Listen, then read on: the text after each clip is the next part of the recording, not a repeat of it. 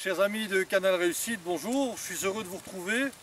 Et aujourd'hui, avec vous, j'avais envie de parler d'un sujet qui, tout compte fait, nous concerne tous, puisque c'est le mensonge. Alors, le mensonge, ça nous concerne tous. Pourquoi? Eh bien, parce que, bien sûr, nous mentons tous. Nous mentons tous, et il paraît même que nous mentons tous entre 5 et 7 fois par jour. Alors, mentir, c'est pas forcément déformer la réalité. C'est aussi simplement oublier de dire des choses qui nous dérangent, qui nous gênent, qui ne nous mettent pas en valeur. Alors les raisons pour lesquelles on ment, eh bien elles sont multiples. Alors on peut mentir pour se protéger soi-même, parce que justement on a fait quelque chose qui enfreint les règles, ou dont on n'est pas fier, ou qui ne nous met pas en valeur. Ou alors on peut mentir pour protéger l'autre, ou pour protéger la relation. Donc il y a vraiment beaucoup de raisons pour lesquelles on peut mentir. Est-ce que vous faites partie de ceux qui croient encore que quand quelqu'un vous ment, il cesse de vous regarder dans les yeux? Oui? Eh bien, ce n'est pas tout à fait vrai. Parce que les menteurs aussi savent qu'on attribue cette caractéristique au mensonge, le regard fouillant. Et donc, qu'est-ce qu'ils vont faire? Ils vont faire un petit peu l'inverse. C'est-à-dire qu'au lieu de fuir du regard, ils vont appuyer le regard et peut-être justement, parce qu'ils ont ce souci de convaincre, l'appuyer un peu plus que de nature.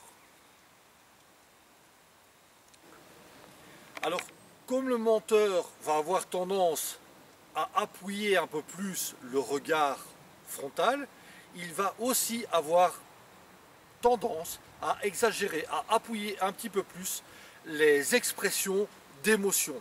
Alors, vous savez sans doute que les 7 émotions de base s'expriment à peu près de la même manière, quel que soit l'endroit dans le monde où elles s'expriment. Alors, c'est Paul Ekman qui est un chercheur américain. Ses travaux sont d'ailleurs à la base de la série que vous avez peut-être vu, Lie to Me, où on utilise d'ailleurs ces expressions pour la détection du mensonge. Donc, les 7 expressions de base, ce sont la joie, la tristesse, la colère, la peur, la surprise, le dégoût et le mépris. Alors ces 7 expressions, eh bien, elles s'expriment à peu près de la même manière à travers le monde. Alors ce qui va se passer, c'est que justement, encore une fois, le menteur va avoir tendance à exagérer, à appuyer un peu plus ces expressions que la normale. En détection de mensonges, on va également utiliser ce qu'en PNL on appelle les micro-mouvements des yeux. Alors, en fonction de l'opération mentale que je vais effectuer, mes yeux vont bouger d'une certaine manière. Alors encore une fois, ce sont des micro-mouvements. Ça veut dire que normalement je ne reste pas comme ça. Mais si je me souviens de quelque chose que j'ai vu, mes yeux vont regarder en haut à gauche. Si je me souviens de quelque chose que j'ai entendu, mes yeux vont regarder au niveau des oreilles à gauche. Et par contre, si je regarde en bas à gauche, là je suis en dialogue interne, je suis en train de me parler à moi-même. À droite, inversement, si je regarde en haut à droite, donc à votre gauche en fait, hein, donc c'est à ma droite.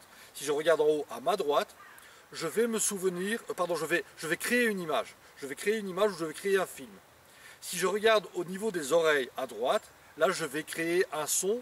Et si je regarde en bas à droite, eh bien là je vais ressentir quelque chose dans mon corps.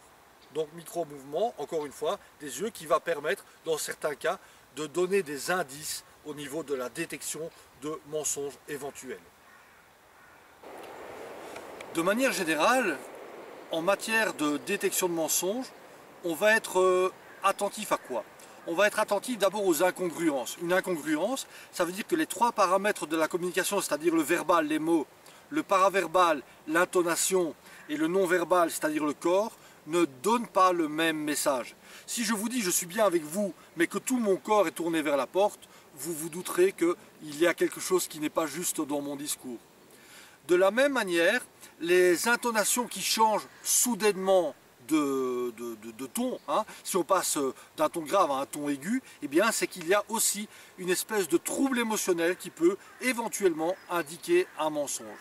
Alors aussi, tout ce qu'on va cacher, quand on cache les mains, quand on cache la bouche par exemple, hein, pour empêcher les mots de sortir, ce qu'on cache peut aussi être une indication de mensonge. Voilà, évidemment, je ne vais pas vous refaire en 5 minutes le cours que je fais en une journée en entreprise, mais les grosses idées, c'est ça en fin de compte. Hein. Donc, les émotions qui sont trop appuyées, les regards qui sont trop appuyés, le corps, le langage et l'intonation de la voix qui ne disent pas la même chose, et puis tout ce qu'on va dissimuler. Maintenant, il y a deux, trois autres choses aussi qui vont nous donner des indices de mensonge. C'est par exemple la personne qui va jurer ses grands dieux. Je te jure, sur la tête de mes gosses, sur la tête de tata Rachel, sur la tête de qui tu veux, je te jure, c'est pas moi. Des choses comme ça, ça peut aussi être un indice de mensonge. Ou alors, celui qui va prendre le public à témoin. Tu peux demander un truc, tu peux demander un machin, et tu vas voir, ils vont te dire que ça aussi, ça peut être des indices de mensonge. Alors, il y en a beaucoup. Ce qui compte, c'est que ce ne sont que des indices. Ça veut dire que, en fin de compte, on ne va jamais avoir de certitude. C'est simplement l'accumulation de ces indices, quand il va y en avoir deux, quand il va y en avoir trois, qui vont vous dire, tiens, attention, là, il y a quand même quelque chose qui cloche.